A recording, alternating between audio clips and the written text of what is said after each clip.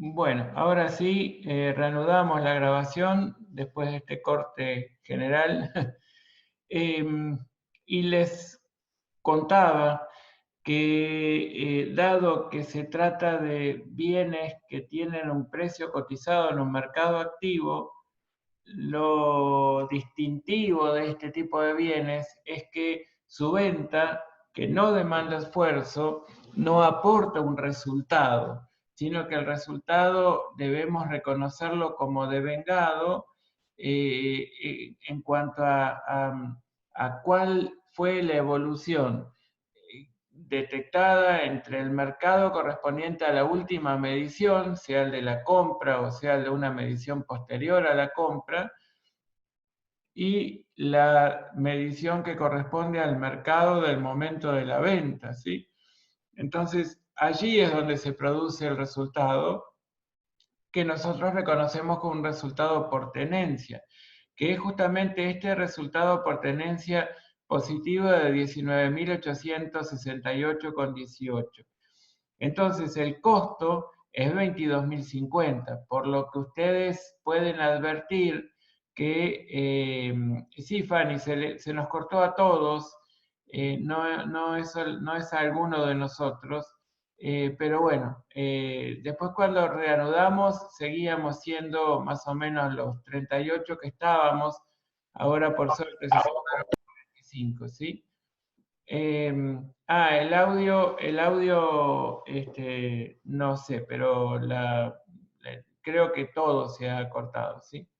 Ahora el audio en este momento, espero que todos estén escuchando, ¿sí? ¿Se escucha? Sí, profe. Sí, profe, se escucha. Genial, muchas Sí. gracias. Bueno, entonces les decía, al momento de la venta hay un resultado por tenencia positivo de 19.868,18. Las 10.000 acciones que vendimos nos arrojan resultado bruto sobre venta 0, ¿sí? Se vendió a lo que sería su valor neto de realización, que es el que muestra o se muestra a través de la cuenta de resultado positivo venta de acciones, ¿sí? Bien, entonces el costo de, perdón, a ver, el valor remanente, algo así como el valor de libros de las acciones de Perú, va a mostrar el valor original de las acciones con las que nos quedamos, las 10.000 acciones, las 12.000 acciones que todavía tenemos en el patrimonio. Entonces, lo que hacemos al cierre es remedir esas 12.000 acciones que nos quedaron en el patrimonio. Esas 12.000 acciones tienen un valor de cotización que es de 2,20, un gasto directo de comercialización del 2%, entonces el valor al cierre es de 25.872, con lo cual reconocemos un resultado por tenencia de esas 12.000 acciones que todavía tenemos en el patrimonio de 23.253,82. Ese valor de 23.253,82, ahí contesto. Bueno, de vuelta les digo, por favor hagan las consultas a todos, ¿sí? Les decía que estos 23.253,82 sería el valor de las acciones remanentes, ¿sí? De la inversión remanente en acciones de Perú, que es de 12.000 acciones. Al cierre.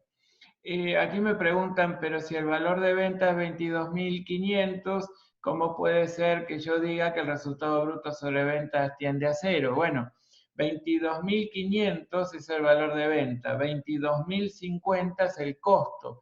Esto tiende a 0, pero claro, ¿cómo se convierte en 0? Cuando el resto los gastos directos de comercialización. A ese o en ese sentido es que decimos que el resultado por la venta es realmente 0 o tiende a 0. 450, que es la diferencia entre el valor de venta de 22.500 y el valor del costo de venta de acciones de 22.050, si ustedes se ponen a analizar, corresponde exactamente a los gastos directos de venta. Una erogación completamente necesaria para poder concretar la venta, ¿de acuerdo? Y en consecuencia, perfectamente demostrable que si neteáramos ese gasto de venta de acciones, el resultado sobre la venta es claramente cero, con lo cual, al no haber esfuerzo de venta, el resultado claramente tiende a cero, y todo el resultado que se ha devengado hasta allí no es un fruto de la transacción, sino que es un fruto de la evolución en su precio específico. Ailín levantó la mano. Adelante. Sí, profe, yo quería más o menos decirle lo que creo para saber si está bien. Bien. Entonces, el resultado sobre venta tiende a cero porque son acciones cotizadas, entonces el valor corriente es el mismo, o sea, el valor por el que, a ver cómo digo, por el que están, el valor por que están en el activo es el mismo por el que se las vende. No sé si me explico. Claro, en tanto nosotros remidamos el valor de esas acciones que vendemos al momento de la venta. Y si no, lo que nos puede ocurrir es que al momento de la venta simplemente registramos como costo el valor de libros, tal como está, y al momento del cierre remidamos el valor de costo al momento de la venta. Siempre debe computarse el valor corriente al momento de la venta, en su caso ajustado al cierre, ¿de acuerdo? Pero lo Sí, ahí entendí, porque yo el claro, costo sí lo había puesto por el valor de libros y era, no sé si 2.000 pesos. está bien, eso estaría perfecto, porque la remedición del costo lo podemos hacer en un papel de trabajo al cierre de ejercicio y no a medida que van sucediendo las ventas. Esta es una operación sencilla que nosotros contamos con la información y el tiempo disponible como para remedir la tenencia al momento de la venta, pero en el fragor, digamos, de las actividades habituales de una entidad real, muchas veces se opta por registrar el costo en valores de libros y remedir ese costo al momento de todos los procedimientos de cierre, ¿sí? Lo cual no quiere decir que aunque registremos ese movimiento de reconocimiento de resultado a la fecha de cierre, no reconozcamos que en verdad ocurrió en el momento de la venta, ¿sí? Y ese resultado, por ejemplo, de 19.868,18 se dio al momento de la venta, que es el 12 de diciembre, no al momento del cierre. ¿De acuerdo? Sí, profe. Y entonces, la última duda que tenía. Sí. Cuando midió el 12 de diciembre, ¿fue por las 22.000 o por No, las 10.000 vendidas? acá solo remedimos las 10.000 que vendimos. Las Y al 12.000 restantes, 31, el claro, 12, ahí ya entendí, gracias, las profe. 12.000 restantes las remedimos a la fecha de cierre. Ah, que está mal la fecha de cierre, ¿no? Que es 31 del 8 del año 1. Ahí está bien. Acá está bien. Al 31 del 8 del año 1. Y acá no sé por qué me quedó 8. Porque el año pasado era en 2008 y 2009, por eso capaz que le Ah, quedó así. capaz, claro, sí, ahí está. Entonces el año 0 y el año 1. ¿De acuerdo?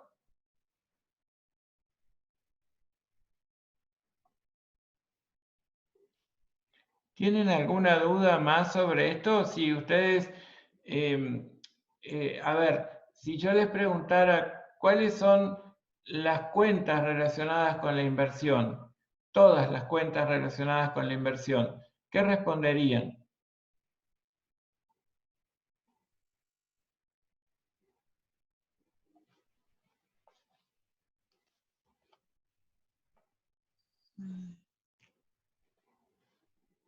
Profe, Sí.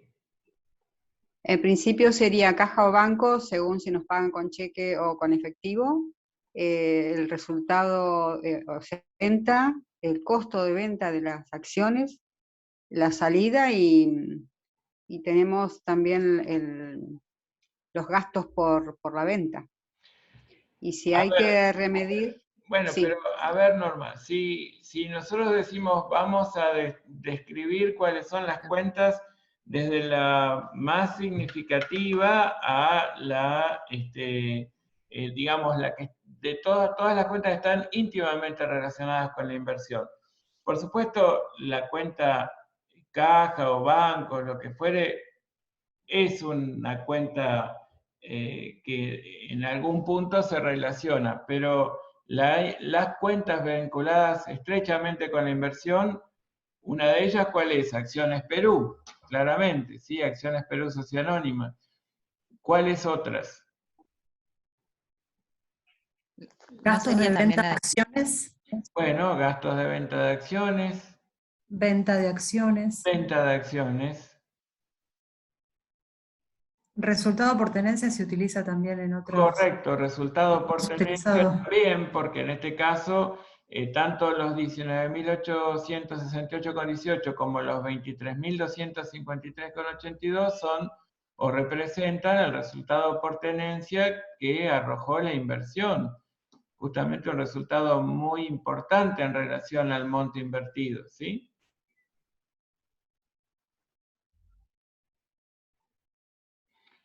Ailín al principio decía, me da un número muy chiquito y después me da un número muy grande cuando reconozco respectivamente el valor de libros original y el resultado por tenencia final.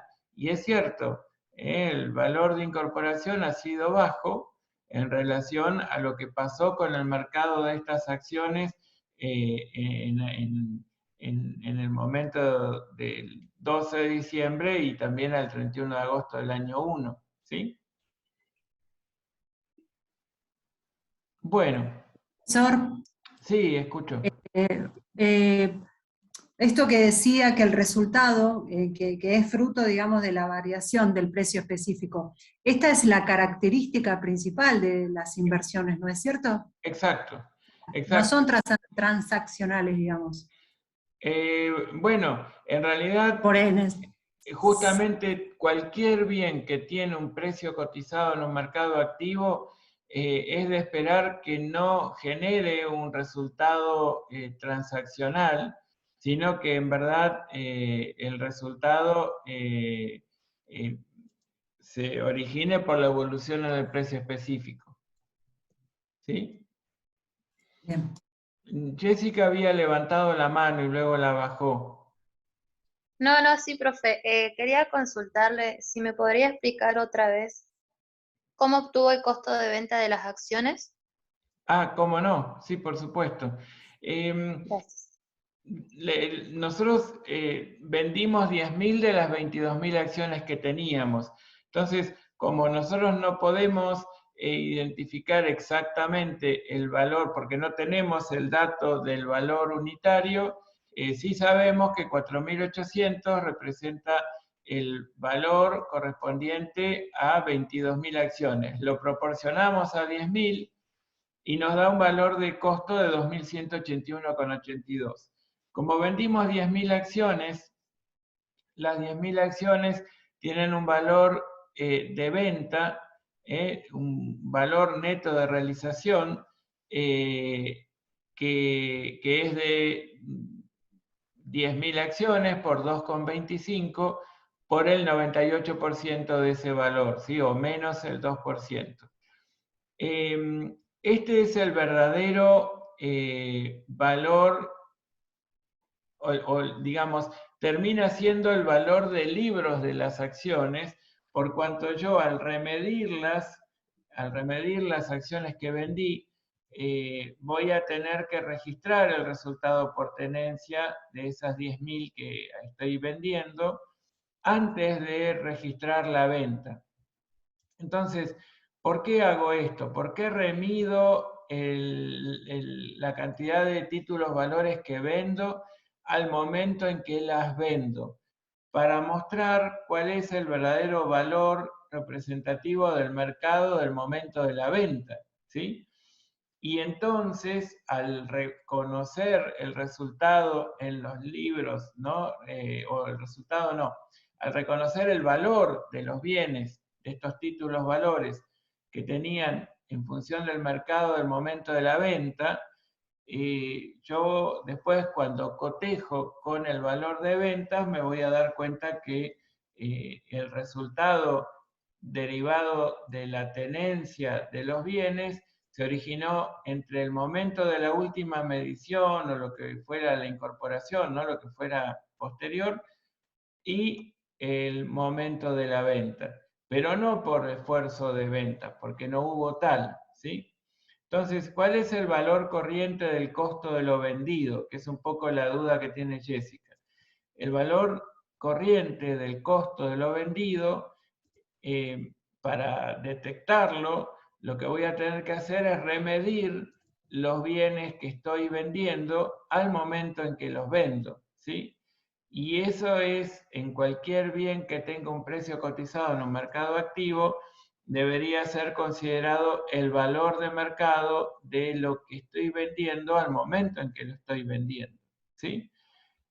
Después, bueno, si homogeneizara la unidad de medida a ese valor representativo de moneda de poder de compra del momento de la venta, lo tendría que reexpresar al cierre.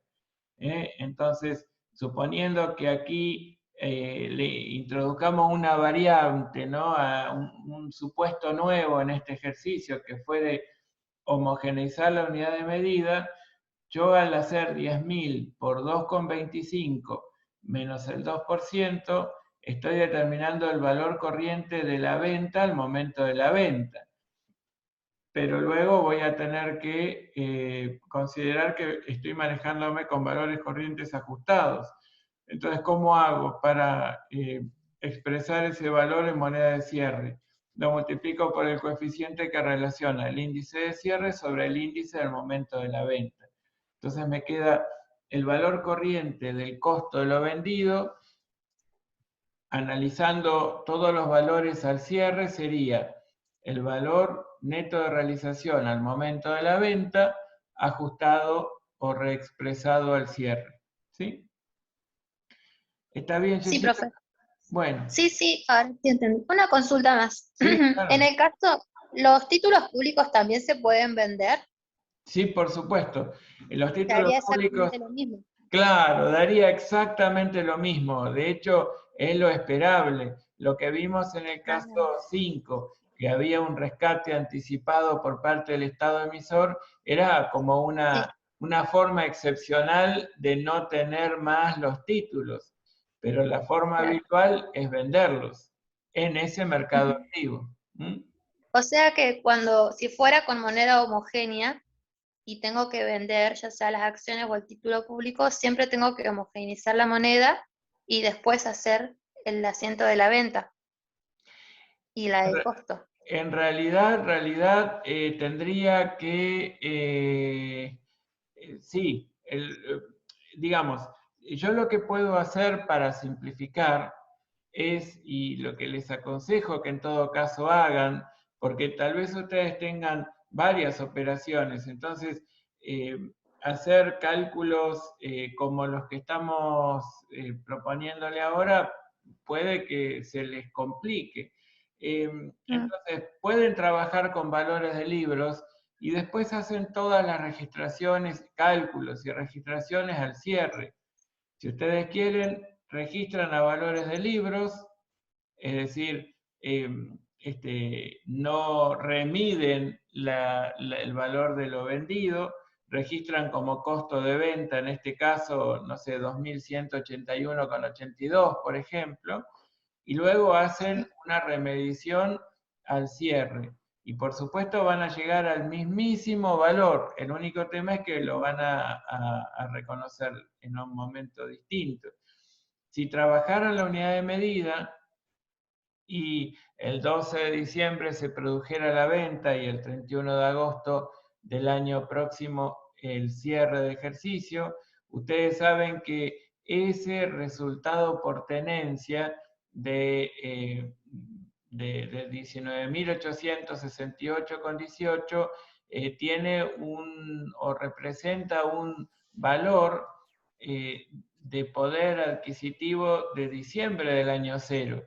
Entonces van a tener que reexpresarlo por el coeficiente que surge de relacionar el índice de cierre con el índice de diciembre, ¿sí?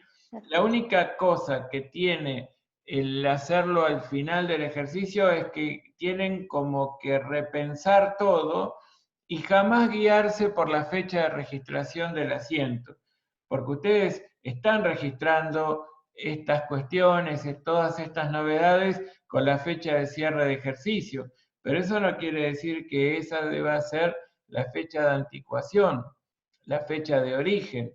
La fecha de origen representa, o debe ser siempre considerada aquella representativa del poder de compra de esa partida. Y en este caso, aunque la registren el ajuste, digamos, y el resultado por tenencia y el ajuste lo registren en agosto, ustedes saben que es moneda de poder adquisitivo de diciembre. Sí. Genial.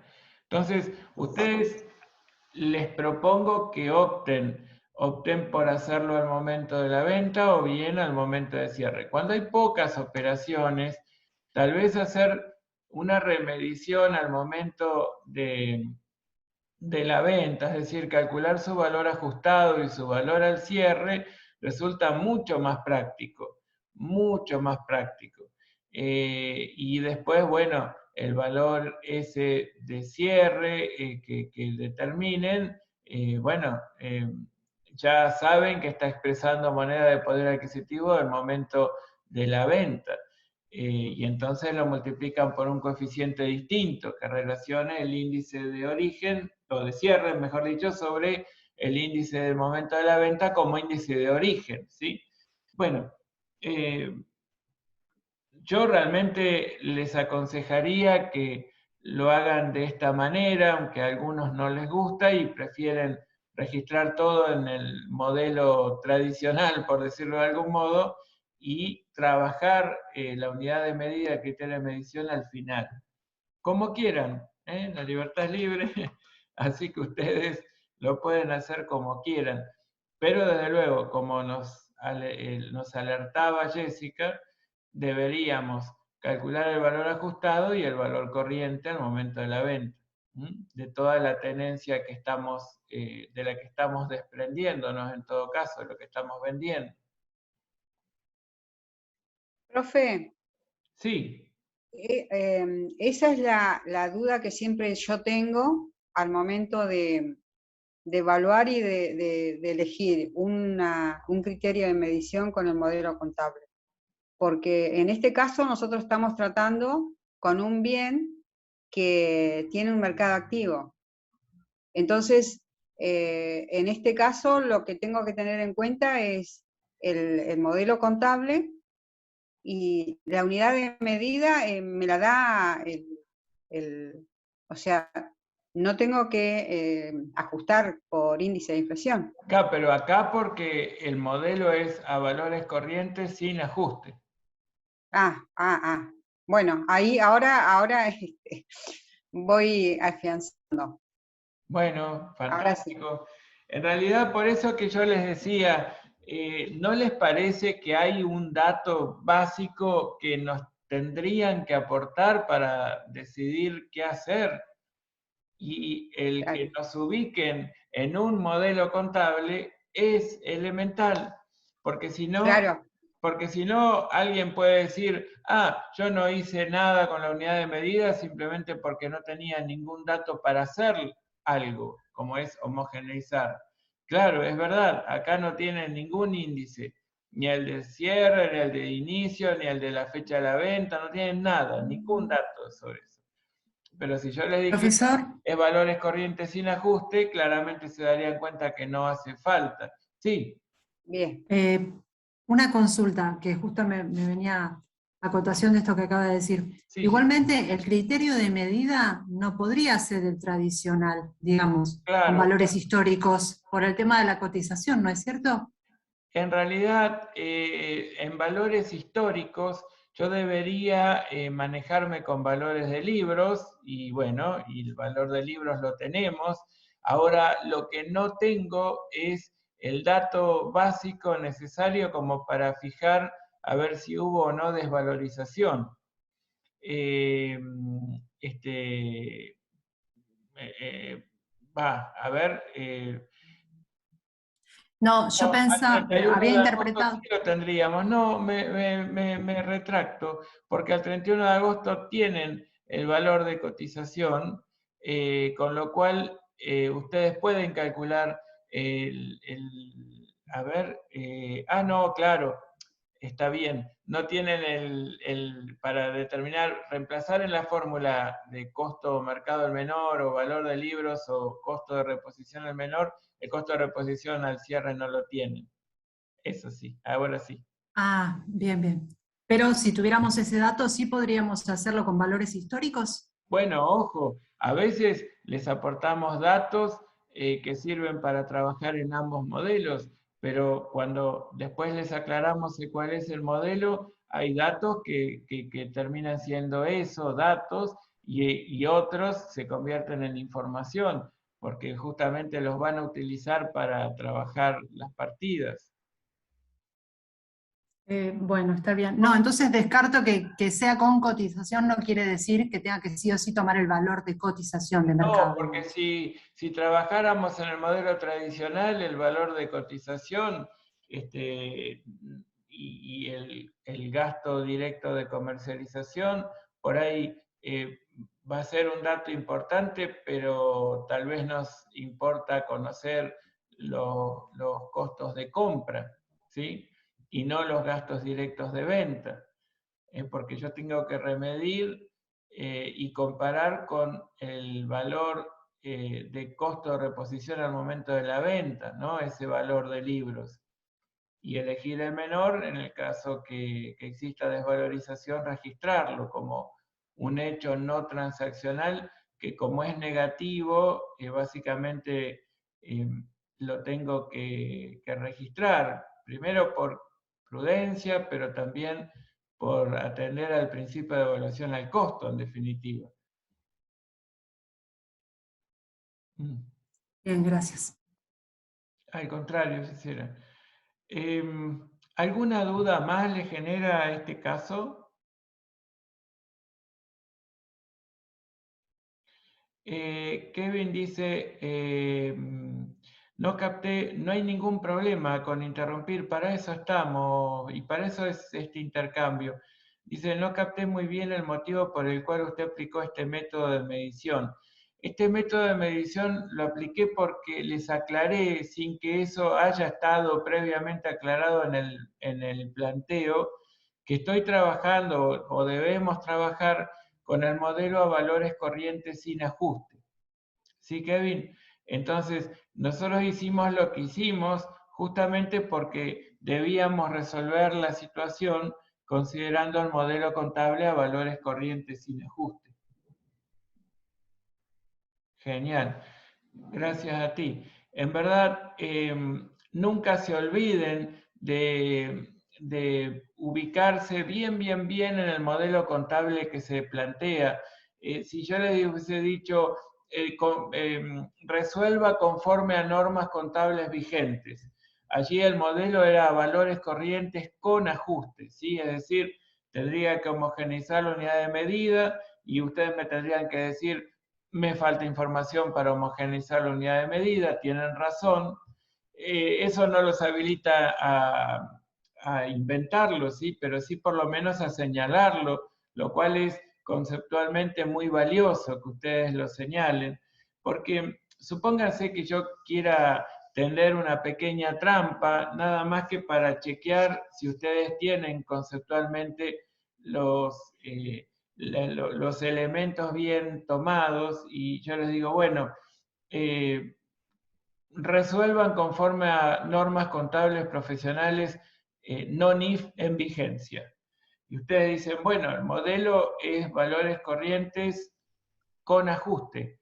Uy, no tengo ningún dato para reexpresar, entonces voy a considerar que la unidad de medida nominal o la moneda nominal es moneda homogénea.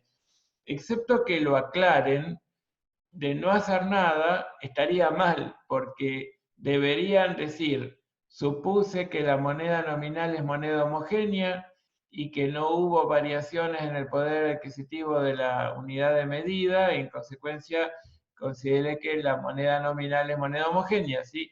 Si no, tendrían que haber dicho, bueno, obviamente me falta información para resolver.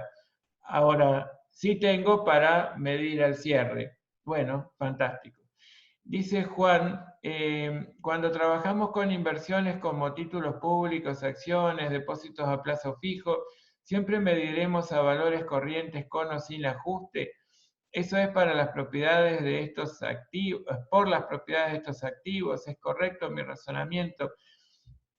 En realidad, Juan, considerando que nosotros vimos que hay varios modelos contables, si bien estamos practicando lo que practicamos, justamente atendiendo al modelo contable que definen las normas contables profesionales en vigencia, las normas NONIF, ¿no? Existen otras formas de describir la situación patrimonial, económica y financiera. Entonces, la pregunta de Juan es muy importante porque nosotros estamos practicando la inversión en títulos públicos y cómo registrar al momento de su concreción, y en un momento posterior cómo medir esa tenencia. Lo mismo cuando invertimos en acciones con cotización, o si realizamos una imposición de un excedente de fondos en plazo fijo, si es en moneda nacional o si es en moneda extranjera, cómo lo trabajamos. Y en general estamos practicando con las normas contables en vigencia y el modelo que ellas imponen, ¿no? Y también con el marco de la Ley General de Sociedades, que justamente nos permite trabajar con valores de mercado en todo caso. Pero si les pidiera que resuelvan este caso en función del modelo tradicional, más allá de darles varios datos que por ahí son útiles o serían útiles para un modelo a valores corrientes, ustedes se tienen que circunscribir a lo que es el modelo tradicional y medir en función del valor de libros y calcular el valor límite en función de comparar el valor de libros con el costo de reposición al momento del cierre y ver si hay o no desvalorización para registrarla, en todo caso que la hubiere, ¿sí? Entonces, la verdad es que lo normal es que trabajemos o les pidamos que resuelvan con el modelo contable que definen las normas, ¿no? Las RT 16, 17. Pero en fin, esto cuenta. Y por más que estos activos tengan esas propiedades, como lo llama Juan, la verdad es que en un modelo tradicional las partidas muestran las mismas características. Sin embargo, por más que se trate de un bien que tenga un precio cotizado en un mercado activo, en un modelo tradicional, jamás reconozco como devengado un resultado por tenencia de un bien que tenga un precio cotizado en un mercado activo. El único resultado por tenencia que reconozco en relación a esto es si advierto una desvalorización, en tanto compare el valor de libros con su valor de costo de reposición. Y el otro resultado por tenencia, que en todo caso en un modelo tradicional con ajuste podría reconocer, y que no es un resultado, no es un resultado transaccional, ¿no? A eso me refiero, en todo caso será el RECPAM, que es el resultado por tenencia de capital monetario ante un proceso de cambios en el poder adquisitivo de la unidad de medida elegida. Pero en fin, como ven, más allá de las características del bien, también cuenta el modelo contable en el que nos estamos ubicando y, por supuesto, amén de todo ello, también cuenta la intención de la entidad. Porque yo siempre les aclaré, imaginen que tengan un bien con precio cotizado en un mercado activo, pero su propósito es mantenerlo en el patrimonio. Estaría mal, atendiendo a la realidad económica, que aún en un modelo a valores corrientes lo midan a un valor corriente de salida, porque no es intención de la entidad aprovecharse esa cualidad de la partida, sino mantenerlo dentro del patrimonio. Entonces, su valor corriente no podría estar definido como un valor corriente de salida, sino como en función de un valor corriente de entrada, ¿sí? Y entonces, ahí, más allá de las características de la partida, ustedes le dan preeminencia a la realidad económica, más que nada determinada justamente por la intención de la entidad. Y aquí es donde analizan que hay una teoría la teoría de la relatividad está aquí presente siempre, donde un bien puede ser tratado de una u otra manera en función de varias condiciones, ¿sí? O de varios condicionantes en todo caso. ¿Está bien, Juan?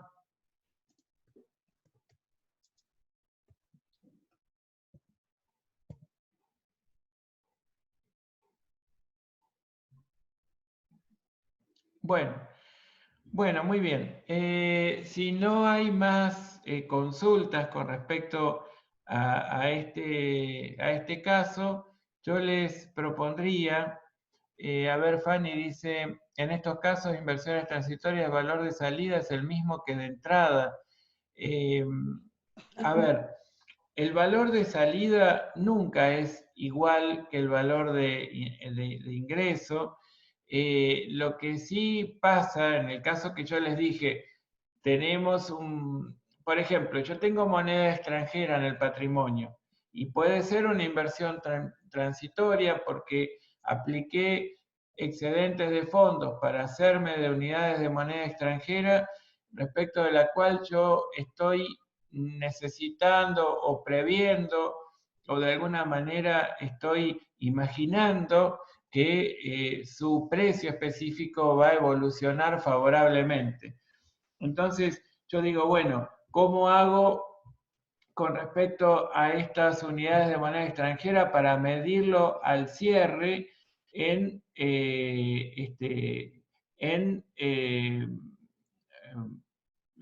digamos, en un modelo a valores corrientes, en un modelo a valores corrientes? Ustedes dicen, bueno, yo tengo unidades de moneda extranjera y obviamente tengo un precio cotizado en un mercado que es claramente activo. Entonces, ¿cuál es ese precio?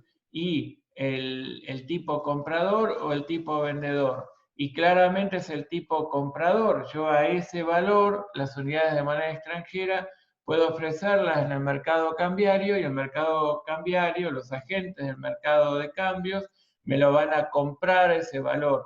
Entonces el tipo comprador me va a mostrar el valor neto de realización de esas unidades de moneda extranjera.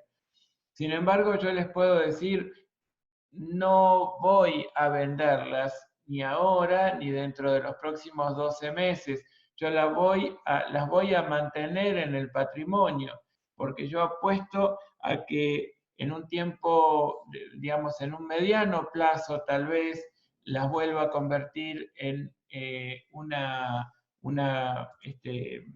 en efectivo, equivalentes de efectivo en moneda local.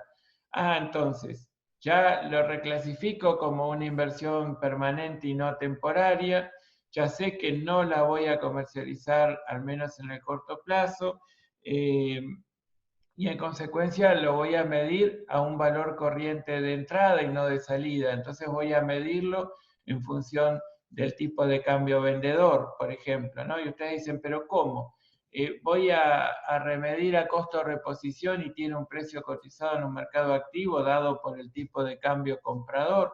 Y sí, es verdad, lo voy a hacer así porque atiendo lo que es el espíritu del tenedor, el espíritu de esta sociedad emisora, esta sociedad inversora, quiero decir, que lo que hace es comprar moneda extranjera para mantenerla en su patrimonio por un largo tiempo, ¿sí? Entonces, la realidad económica que me muestra que si yo mido la riqueza poseída en términos de valor corriente de salida, estaría muy probablemente errándole. Yo tal vez tenga que mostrar el costo de reposición. En fin, de cualquier manera, esto no es algo que sea, digamos, mayoritariamente defendido, ¿no? No es un criterio que todo el mundo lo va a respaldar. Habrá quienes digan que aún teniendo bienes con mercado activo y sin que exista la intención de la entidad de salir, digamos, de deshacerse de esa inversión al valor conocido por todos los participantes del mercado, yo deba, si tengo la intención de que permanezca esa inversión dentro del patrimonio, tengo que medirla a valor corriente de entrada y no de salida. En fin, aquí hay una zona gris, una parte de la biblioteca dice una cosa y otra parte otra. No les quiero imponer mi forma de evaluar la situación como para ver cuál es el criterio de medición aplicable, pero es algo que conceptualmente entiendo que sería la mejor forma de respetar el requisito de esencialidad de la información contable, ¿no? De respetar la realidad económica. De cualquier modo pueden hacerlo diferente y fundamentarlo y estaría perfecto en la medida que lo fundamenten bien. Aquí es donde comienza estas idas y vueltas que nos permiten los criterios y que nos convierten precisamente en profesionales que aplicamos un criterio y no necesariamente en un técnico que aplique una receta ya pensada o concebida y desarrollada por otros, ¿sí? Aquí nosotros estamos diciendo de qué manera entendemos sería la mejor forma de representar la realidad económica, ¿cierto? Bueno, muy bien. Voy a dejar de compartir la solución para compartir el enunciado e irnos al ejercicio combinado. Un ejercicio que aquí les muestro, tienen algunas modificaciones que introducir en el enunciado para que todo sea consistente a la hora de resolver. Por las dudas vamos a leerlo juntos, ¿sí? El ejercicio, el enunciado de este ejercicio 6 combinado, para que no haya ninguna duda.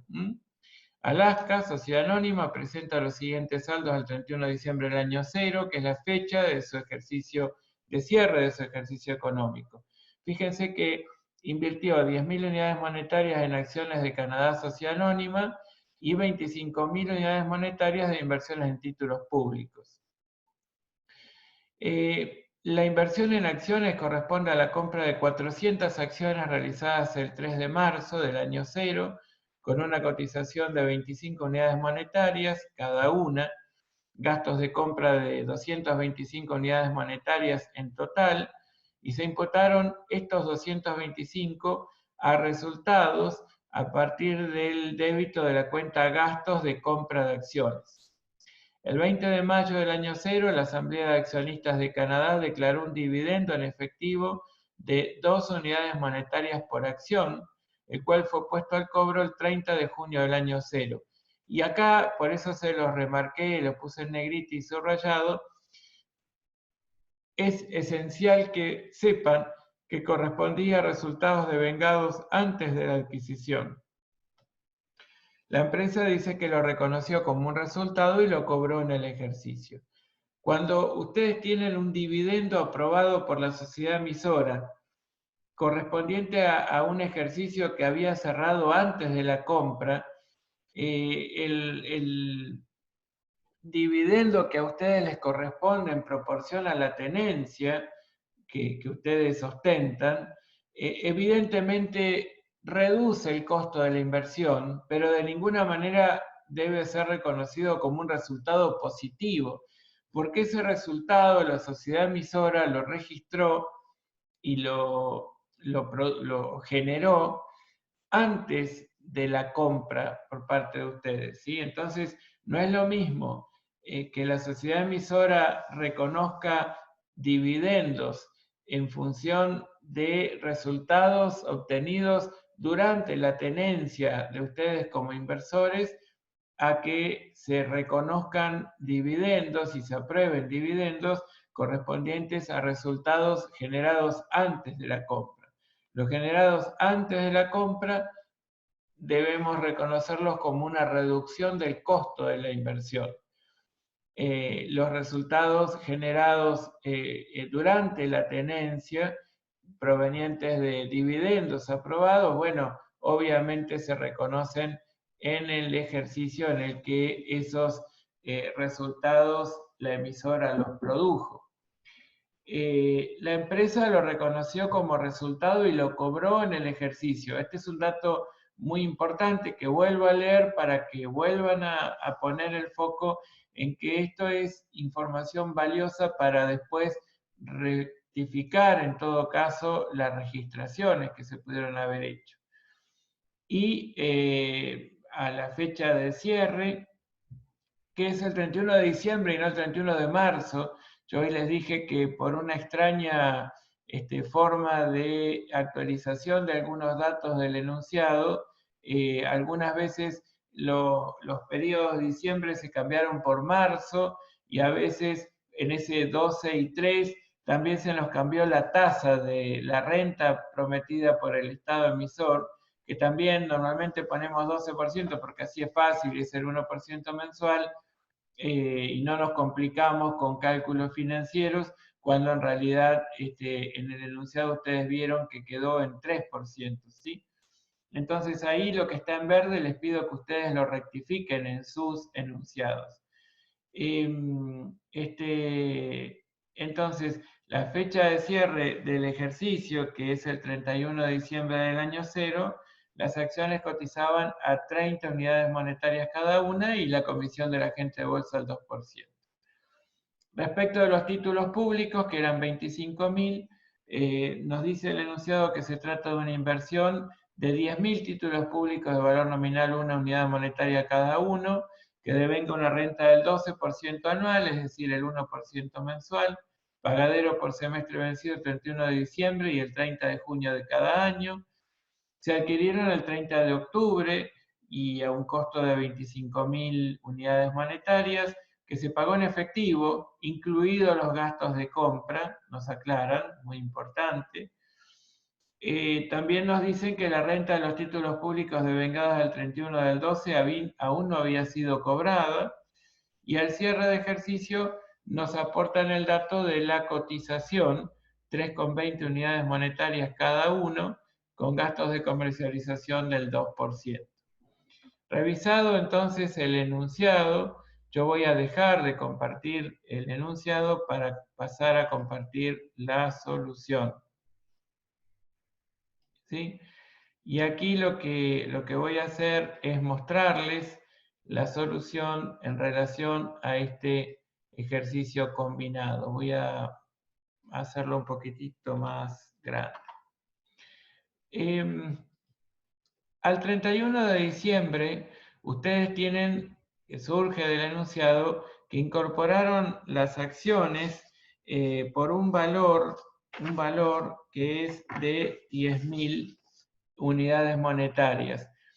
Y allí tienen que había una cuenta que se llama gastos de compra de acciones, que la habían debitado por 225 pesos, y en realidad significa un costo activable, porque es un costo necesario para operar en el mercado de valores, por lo que en realidad debe formar parte del valor de las acciones. Entonces, lo incorporan al valor de las acciones y neutralizan la imputación incorrecta efectuada a resultados negativos del periodo.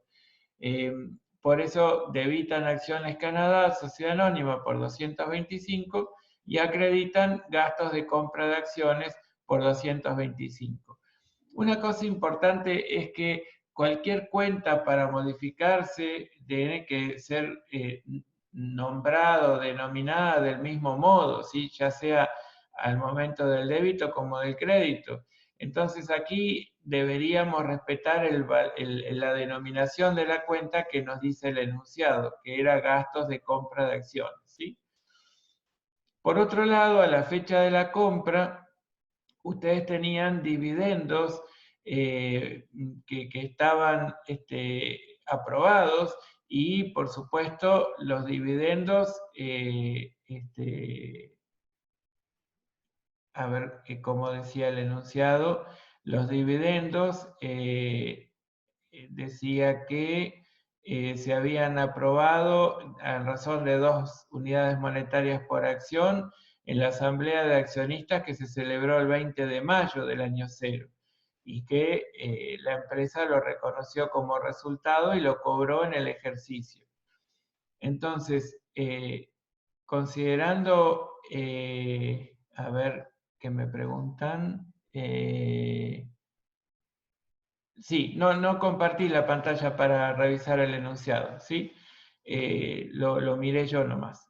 Me preguntaban si había compartido la pantalla porque seguía viendo el Excel, y es correcto, ¿sí? Ustedes tienen datos al 31 de diciembre del año 0, ¿no? Y ustedes tienen que corregir lo que habían registrado con respecto a las acciones, a las acciones y a los títulos. Corrigen lo que tiene que ver con una imputación incorrecta de los costos de compra, que lo llaman incorrectamente gastos de compra. Si fueran gastos, la imputación original hubiese sido correcta porque si fuera un gasto, se habría extinguido la capacidad de generar un ingreso futuro. Pero en realidad es un costo porque es un costo necesario de la compra y sin haber incurrido en él nunca hubiésemos podido comprar esas acciones, ¿sí? Ahora, ¿qué pasa con los dividendos? Los dividendos, a razón de digamos, considerando la cantidad de acciones que compraron y el dividendo aprobado por acción, que era de 2 unidades monetarias, daría los 800 unidades monetarias que figuran en este asiento. Y fíjense que debitan dividendos obtenidos para acreditar acciones de Canadá Sociedad Anónima. ¿Alguien puede llegar a explicar o comentar si hizo esta registración que les planteamos o si esta registración que les planteamos por primera vez la ven y consideran que está mal? Si esta registración entienden que es correcta, en todo caso digan por qué. ¿Qué pueden decir sobre esta registración que acabamos acá de presentarles?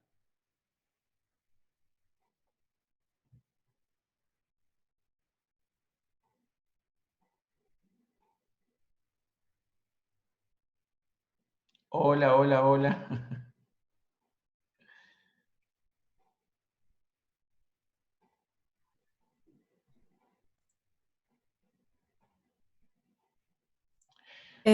Una consulta. Sí. Si los dividendos, corresponden a resultados devengados, ¿quiere decir que esos resultados eran del tenedor anterior, digamos? Bueno, algo parecido a lo que dice Gisela, y aquí Eileen aclarando que hablaba de muestre un resultado correcto, dice se devengó esa porción del activo. A ver, como nos dice Gisela, los resultados de la sociedad emisora corresponden a un ejercicio que terminó antes del momento en que compré. ¿Y qué hizo la sociedad inversora? Es decir, nosotros que estamos ahora en nuestros libros registrando esto que nos pasó, esto que hicimos. Registramos un resultado positivo, dividendos obtenidos. Y yo que les dije, que estos dividendos obtenidos correspondientes a resultados generados por la sociedad emisora antes del momento de la compra reducen el costo de la inversión, pero de ningún modo se reconocen como un resultado positivo obtenido, ¿sí? Entonces, debitamos dividendos obtenidos para neutralizar la registración que se hizo, que seguramente debitaron caja, banco, lo que fuera el medio de cobro, a dividendos obtenidos, para precisamente reducir el costo de incorporación de las acciones, ¿sí? De la inversión en acciones. Entonces, por eso debitamos dividendos obtenidos por 800 y acreditamos acciones Canadá por 800. Lo importante es lo que les resalté en negrita en el enunciado. Esos dividendos correspondían a resultados devengados antes de la adquisición, ¿sí? Esto es lo importante. Dice, proviene de resultados devengados a la fecha de la incorporación, ¿cierto? Bueno, después, ¿qué más nos pasó respecto de las acciones? Bueno, según el enunciado, nada más. En consecuencia, lo único que tenemos que hacer es remedir esta inversión al cierre. El valor de libros termina siendo 9.425. Fíjense que arrancamos con 10.000, ¿sí? Un valor de 10.000. Le sumamos 225 y le restamos 800, ¿sí? Que el valor corriente era de 400 acciones por 30 unidades monetarias por acción, menos el 2%. Y eso daría 11.760, con lo cual reconocemos un resultado por tenencia positivo de 2.335. ¿Sí? Ahora, respecto de esta inversión en acciones, les quiero hacer 2 o 3 preguntitas, ¿sí? Y si quieren, voy a dejar de compartir la solución para volver a compartir el enunciado. Primero, bueno, yo les aclaré que para resolver esto lo tenemos que hacer en función del modelo a valores corrientes sin ajuste, ¿sí? Entonces, bueno, lo que estamos haciendo sería correcto. Pero, repasando, ustedes saben que una inversión en acciones con cotización de tipo transitoria o temporaria, yo la voy a incorporar al costo. ¿Cuál es el costo?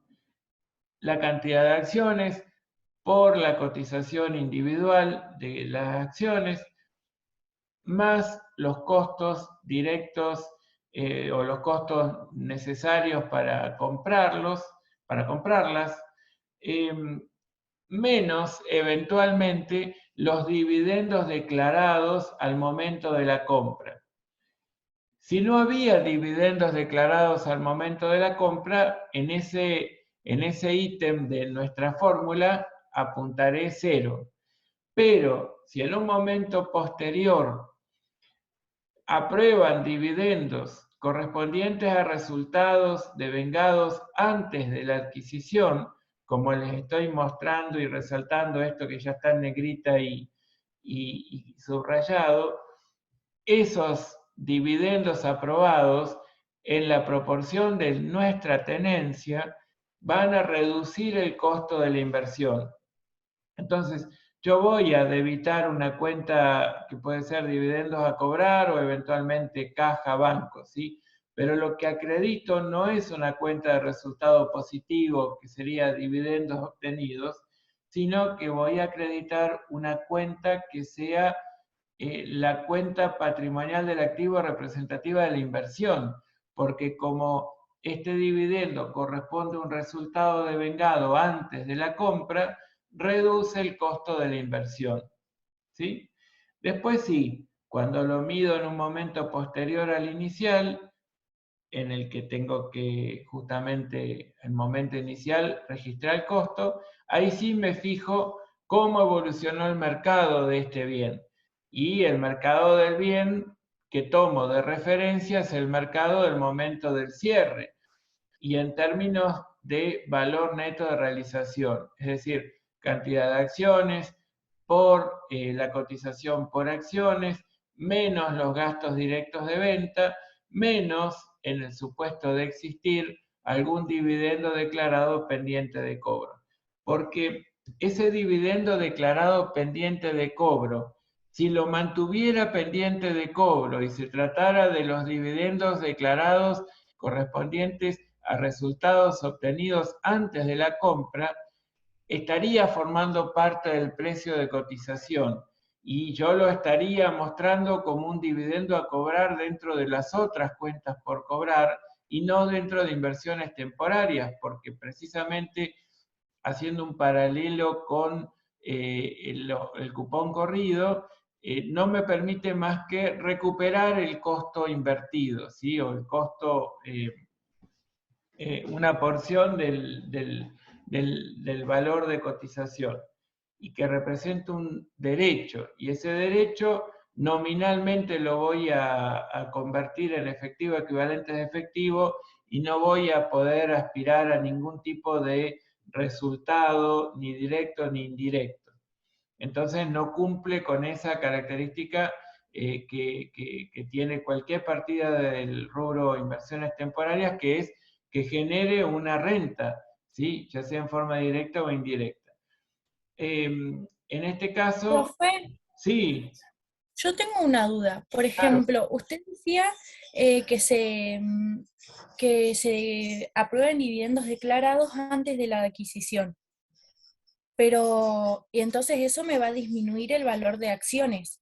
Y si, por ejemplo, yo lo pagué por 10.000, debité la cuenta acciones por 10.000, pero después tengo que depurarlo de los dividendos declarados. ¿Cómo hago? O sea, me refiero al pago, porque yo pago 10.000, pero después me queda con un saldo inferior.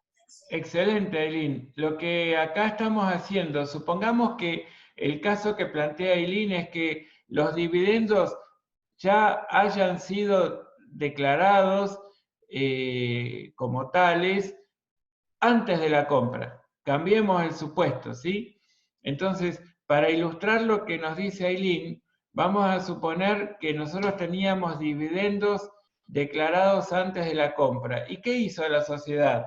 Registró Acciones Canadá a caja o a banco por 10.000.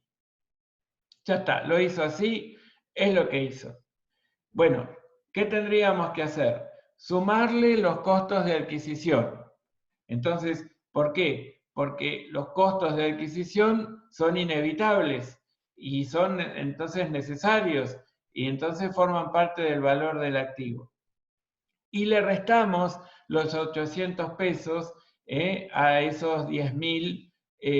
¿Por qué? Porque corresponden a un derecho que nominalmente voy a poder ejercer en el momento en que la sociedad emisora pague el dividendo declarado, y yo esos 2 pesos por acción voy a presentarme como tenedor de las acciones y lo voy a recuperar tal, digamos, por ese mismo valor.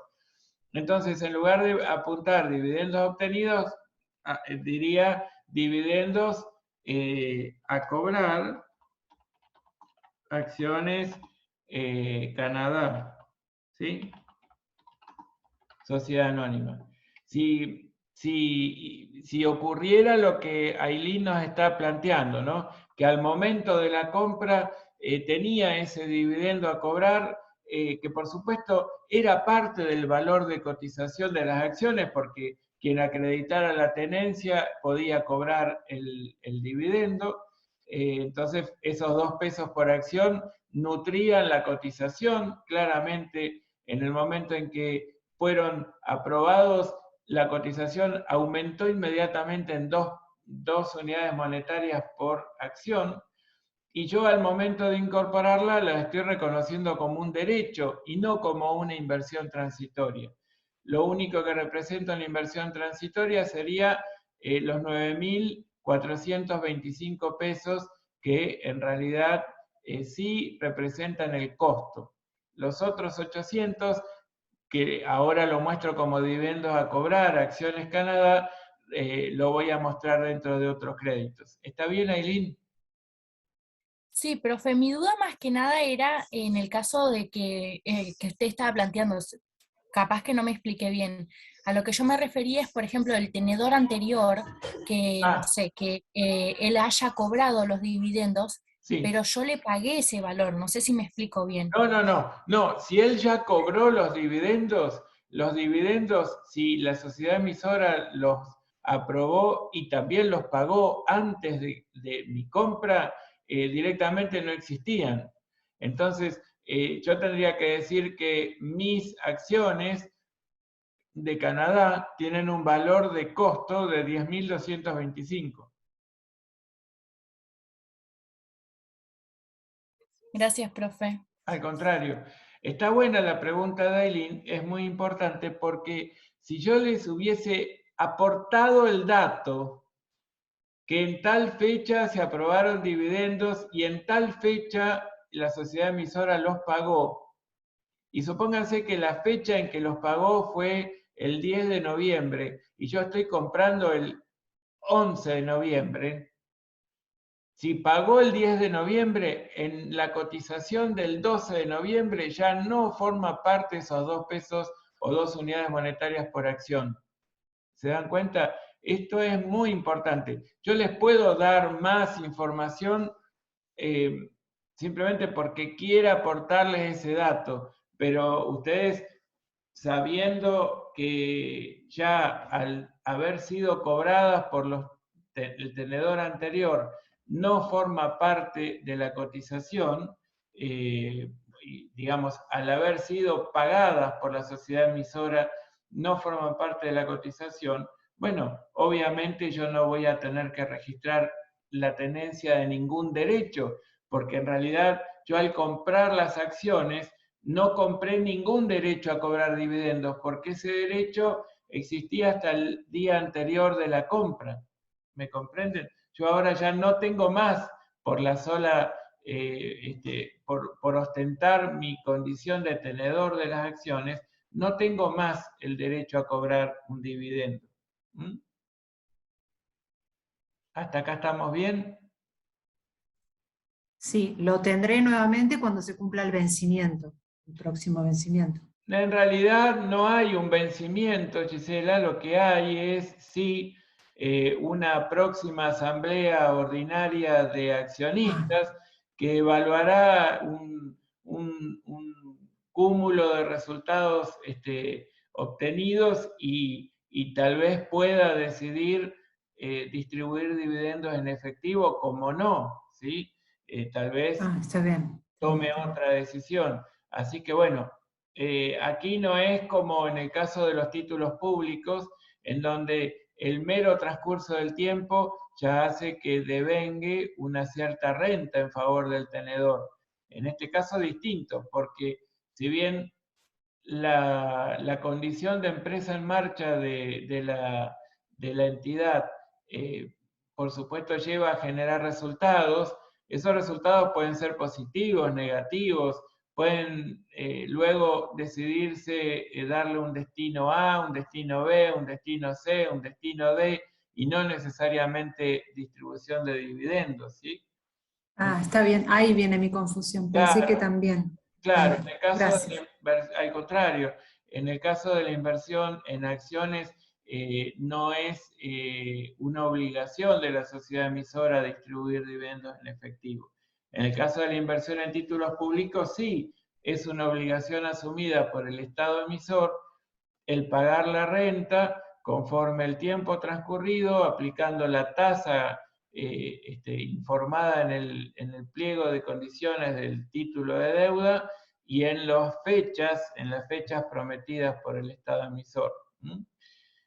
Ahora, precisamente, yendo al caso de la inversión en títulos públicos, ustedes tienen que los títulos devengan un interés del 1% mensual sobre el valor nominal del título, que eran 10.000 títulos públicos, valor nominal una unidad monetaria cada una, serían 100 unidades monetarias, ¿sí?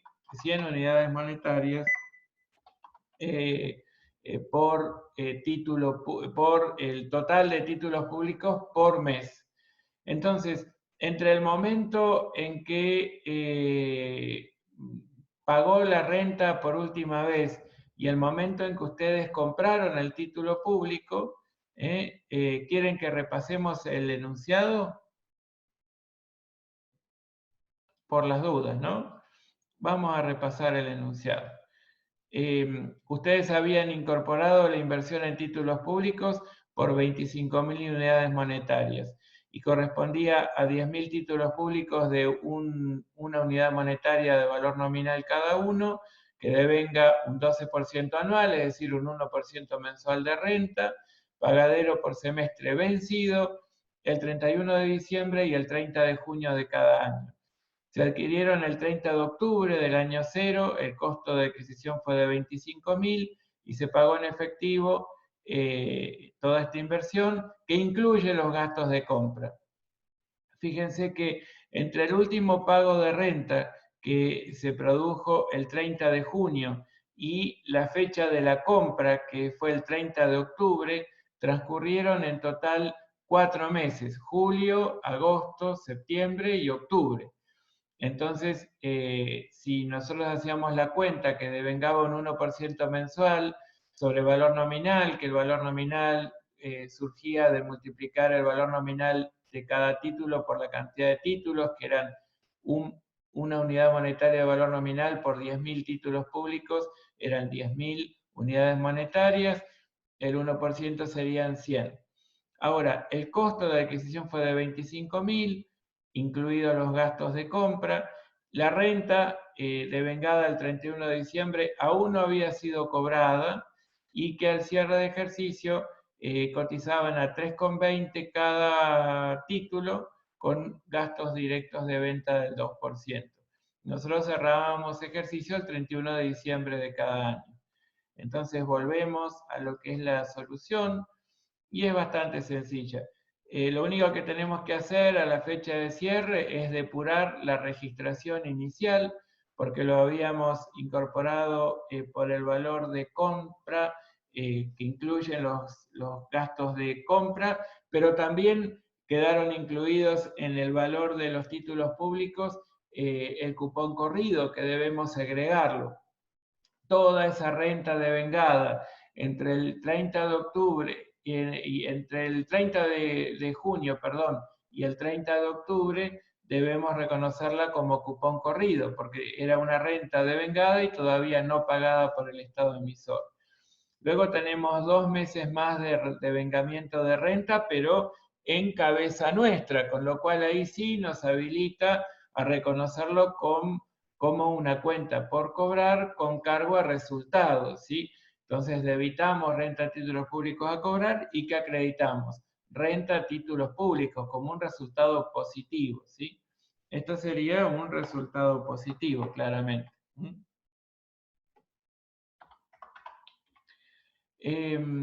Este resultado positivo, que es renta a títulos públicos, es una partida que sí corresponde registrarla como tal, sí y solo si la renta se devenga durante la tenencia.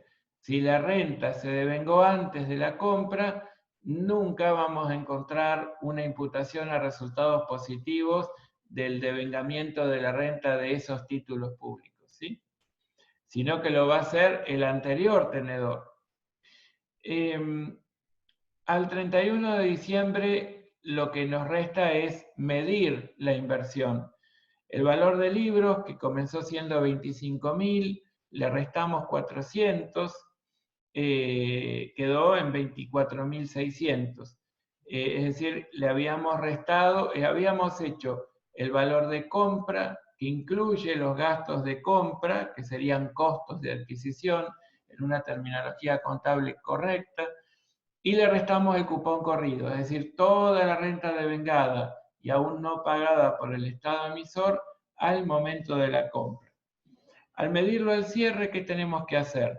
Medirlo al valor neto de realización neto de rentas, por lo que tendríamos que multiplicar la cantidad de títulos, que son 10.000, por 3,20, que es la cotización, la cantidad de unidades monetarias que cotizaba cada título al cierre, restarle el 2% de gastos directos de venta, restarle el cupón corrido y restarle la renta a cobrar. Tanto el cupón corrido como la renta a cobrar representan digamos, encuentran algunas de las razones por las que la cotización tiene el valor de 3,20. ¿Sí? ¿Por qué es 3,20?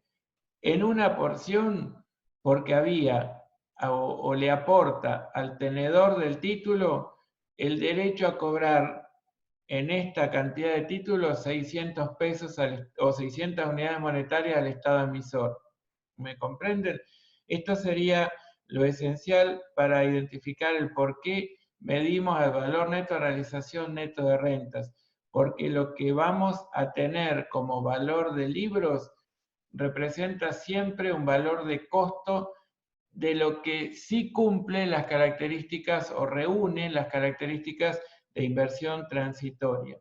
El derecho a cobrar una renta derivado de la porción de la inversión inicial que debimos hacer, inescindible claramente, para tomar ese derecho que como tenedor tengo a pasar a cobrar la renta devengada hasta el momento de la compra y también cobrar la renta devengada durante la tenencia, bueno, claramente lo mostramos en otro rubro como es otros créditos y sin embargo forma parte de la cotización, ¿no? Entonces, nosotros tenemos que a los 10.000 títulos los multiplicamos por 3,20, le restamos 640 que representa el 2% de 10.000 por 3,20 y le restamos el cupón corrido y la renta a cobrar.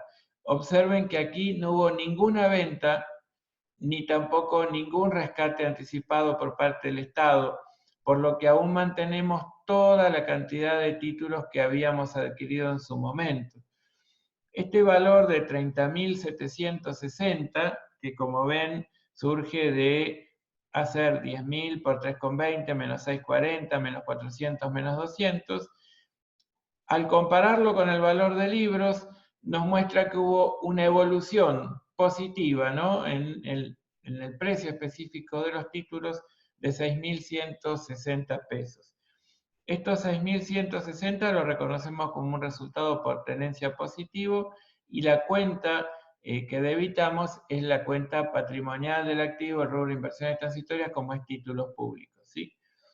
Este es un caso muy sencillo de títulos, pero es un caso, tanto el de acciones como el de títulos, muy comúnmente incorporado a los parciales, ¿sí? Con más o menos un esquema parecido. Entonces, es un buen caso como para que ustedes intenten resolverlo solos y traten de ver si son capaces de resolverlos correctamente.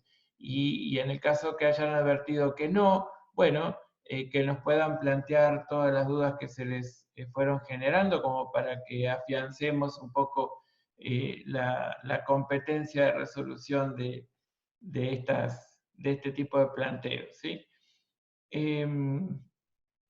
A ver, preguntas, que ya estamos a unos 3 minutos de tener que cerrar nuestro encuentro virtual, porque así como lo hacemos en lo presencial, también vamos a respetarlo por este medio, así ustedes pueden también trasladarse a la facultad si es que tienen alguna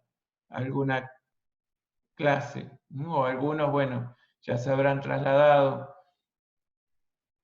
para poder justamente asistir en tiempo y forma a otras clases. A ver.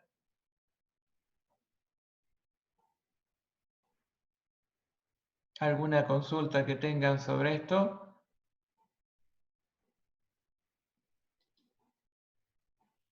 Ninguna consulta. Bueno. Podríamos subir en algún momento el Excel de muestra guía que usted ve algún error o aclaración a tener en cuenta. Sí, sí, claro. El Excel que ustedes arman, si lo quieren compartir o enviar en forma privada cada uno de ustedes a través de, por supuesto, el aula virtual, no hay ningún problema. Nosotros lo revisamos y les devolvemos las observaciones. Así que ningún problema. Profesor, una consulta. Sí, Patricia. Sí, en los títulos públicos, si nosotros tuviéramos que ajustar, ese ajuste sería la fecha del 30 de octubre, que fue el momento que se adquirieron los títulos públicos. Claro, los 25.000 que habíamos registrado en su momento representaban moneda de poder adquisitivo del momento en que la compramos. Entonces, bueno, sí, tendríamos que reexpresar de ese momento, sí. ¿En los 25.000 o los valores con los que queda al final el valor corriente? El valor nominal vendría a ser entonces los 25.000. A ver, vamos a mirar el enunciado. 25.000 era un título público que habíamos invertido el 30 de octubre. ¿Sí? Sí. Entonces, ¿representa moneda de poder adquisitivo de qué momento? Bueno, de octubre. Ahora, los 25.000 los depuramos, le sumamos los costos de compra, le restamos el cupón corrido. Entonces, eso que depuramos, por supuesto, hace que nosotros reconozcamos como valor de libros 24.600, ¿sí? Esos 24.600 representan moneda de poder adquisitivo de octubre. De octubre, sí. En ese caso, yo lo tendría que reexpresar al 31 de diciembre.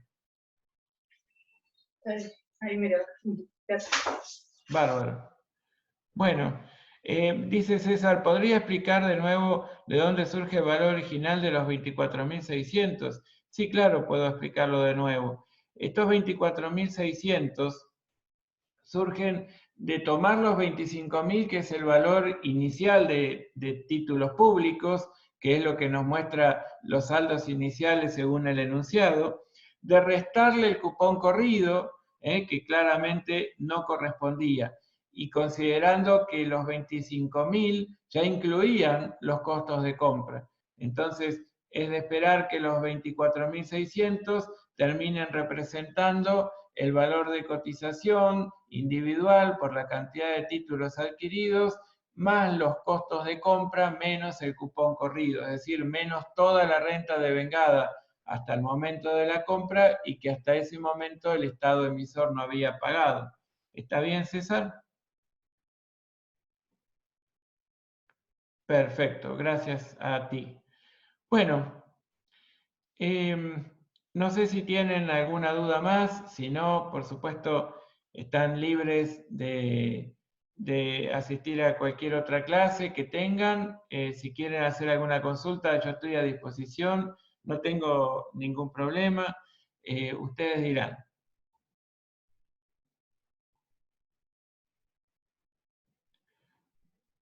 Bueno, muy bien. Entonces, vamos a finalizar la clase de hoy. Gracias. Profesor, sí, Gisela. Disculpe, porque me quedé pensando en la pregunta que hizo el compañero recién, y nosotros no tenemos el gasto de compra, digamos, de los títulos públicos. Claro, pero sí el enunciado dice que lo incluye. No tenemos la cuantificación. Está bien. El porcentaje. Sí, no tenemos la cuantificación, pero conceptualmente el enunciado nos aclara que lo incluye, con lo cual está bien que lo incluya. Bien, perfecto. Bárbaro. Bueno, muy bien. Entonces, siendo las 15:53, vamos a a cerrar la clase de hoy. Mañana nos vemos con todas las dudas que tengan relacionadas con inversiones transitorias y vamos a hablar un rato sobre la actividad de formación práctica de modelos contables que les voy a pedir que resuelvan durante la semana. Bueno, muy bien. Será hasta mañana. Gracias a todos. Gracias. Adiós.